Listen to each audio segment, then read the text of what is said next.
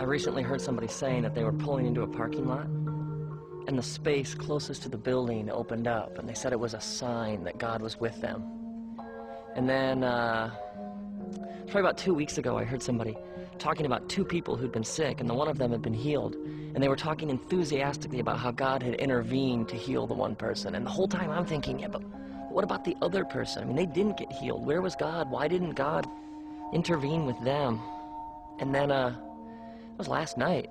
Just last night, I heard somebody say that they had been in a store and they'd seen something they really wanted and it was on sale, and they said, this just shows how good God is. If God can help people find things on sale, then why doesn't God spend time doing things that seem more important, like earthquakes or famines or sickness? When you think about God, when you hear the word God, what images come to mind? Like this old man with a long white beard, and he's behind a curtain and he's working these levers. He's healing some, and then he's finding parking spaces for others. See, for many people, their concept of God is built around a God who's outside of everything, a God who essentially is somewhere else, a God who made the world but then stands back and like watches it from this other vantage point, a God who's there and then from time to time comes here. The problem with this concept of God is you end up having to even prove that this God even exists. And so what happens is we start with real life, we start with existence, this, what we all agree actually exists, and then people end up arguing and debating and discussing whether there's a God somewhere else who has something to do with this. But the writers of the Bible seem far less interested in proving whether God exists, and far more interested in talking about what God is like. Like in the book of Exodus, a man named Moses wants to know God's name, and God responds, I am. And then later God reminds Moses that when Moses heard God's voice, he saw no shape or form. I mean, God is beyond anything our minds can comprehend. What's it mean to have a personal relationship with this kind of God? I mean, that's like hard to get your mind around. I mean, I believe that God listens and God cares and God's involved, but I find the whole relationship idea hard to comprehend. And then loving this kind of God, what does that look like? What does it mean? And how do you do it? When I think of God, I hear a song. It's a song that moves me. It has a melody and it has a groove. It has a certain rhythm. And people have heard this song for thousands and thousands of years across continents and cultures and time periods. People have heard the song and they've found it captivating, and they've wanted to hear more. Now, there have always been people who say there is no song and who deny the music, but the song keeps playing. And so Jesus came to show us how to live in tune with the song, like that he's the way and the truth and the life. This isn't a statement about one religion being better than all the other religions. I mean, the last thing Jesus came to do was start a new religion. He came to show us reality at its most raw. He came to show us how things are. I mean, Jesus is like God and taking on flesh and blood. And so in his generosity and in his compassion, that's what God's like. In his telling of the truth, that's what God's like. In his love and forgiveness and sacrifice, that's what God's like. That's who God is. That's how the song goes.